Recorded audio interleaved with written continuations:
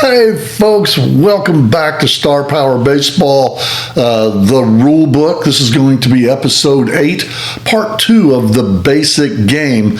And we touched on briefly last time on the respins, and we're going to work on that today. Let's get the business end of this real quick out of the way. Guys, like the page, like the video. We appreciate that a whole lot. And hey, subscribe to our page. We really would appreciate that. We'd like to get that subscription rate up so that we can give you more stuff and more content.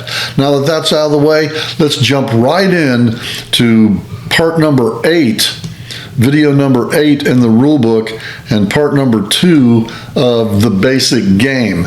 And we're going to deal with the rules of the respin. Remember, on the last section on number 7 episode, we told you about the respin. Well, today we're going to deal with the rules of the respin. Once that's in there, you got to know the rules. Remember, there's two types of respins. The mechanical respin, which is on the pitcher card, H minus, W minus, K minus, that says you must respin. There's no, I get to do this, I get to do, no. When it's on there and that lands, then you must respin that. That's a mechanical respin built into the card. What we're going to work on is the player respins. Player respins are amazing. You get to choose when to use them as long as you follow the rules. Okay, rule number 1 on rules of the respin.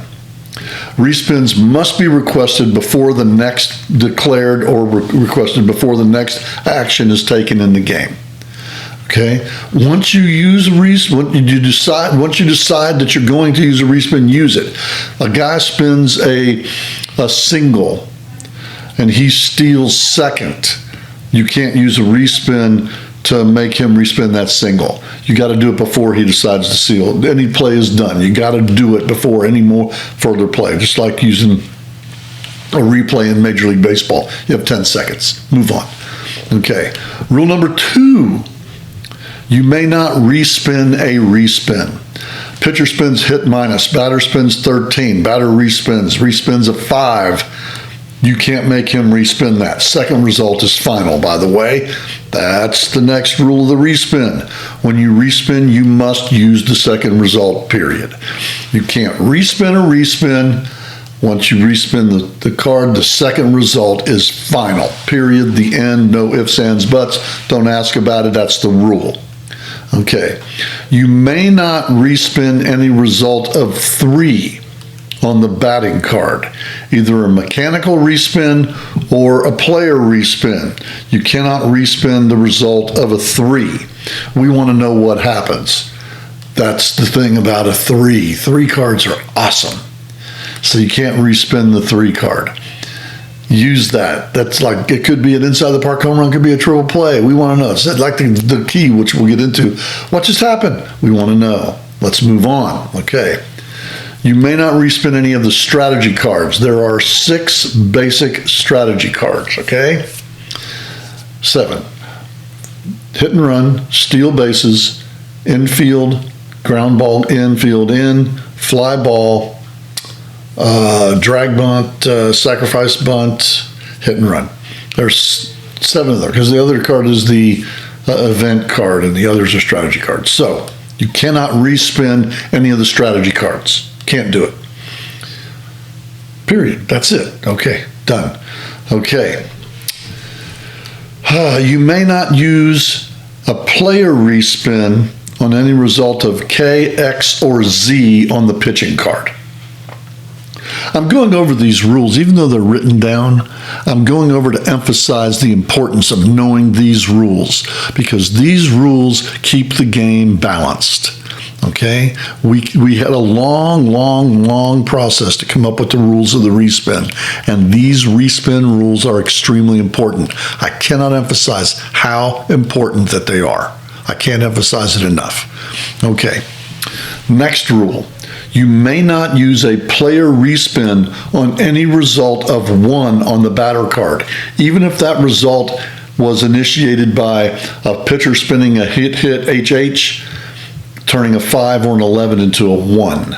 You can't respin that, with the exception If a pitcher has a home run minus on his card, and let's pull one up real quick right here. See the home run minus right there on Rube Markard? Okay, if you spin a home run on your batter, a 1, and Rube Markard's out there and he still has a respin left, he may make the batter respin that home run. That's something that helps the pitcher out a little bit, but you must have respins remaining, and the pitcher cannot be fatigued. If the pitcher's fatigued, that minus homer no longer exists. We'll get to that when we get to pitcher fatigue. Anyway, if the pitcher has a respin and an HR minus on his card, he may make the batter respin that result. You may not use a player respin on any result of 10 on the batter card. Period. There it is. You may not use it. Okay. Strikeout, strikeout. The pitcher may not use a player respin on any result of 9, which is a walk, on the batter card. There is an exception. Just like in the home run minus, the walk minus on this, and you have remaining respins, and you have a walk minus, you might elect to make the batter respin that walk. Pretty cool thing. Okay, some pitchers have walk minus and respins. That gives you that option to make the batter respin the 9. Just makes that pitcher just a little bit stronger. Okay. Now, the last rule that we spin is you may use more than one respin in a single event, provided that you do not violate any of the other rules of the respin. For example, a pitcher has a number of respins, and he spins a B, okay?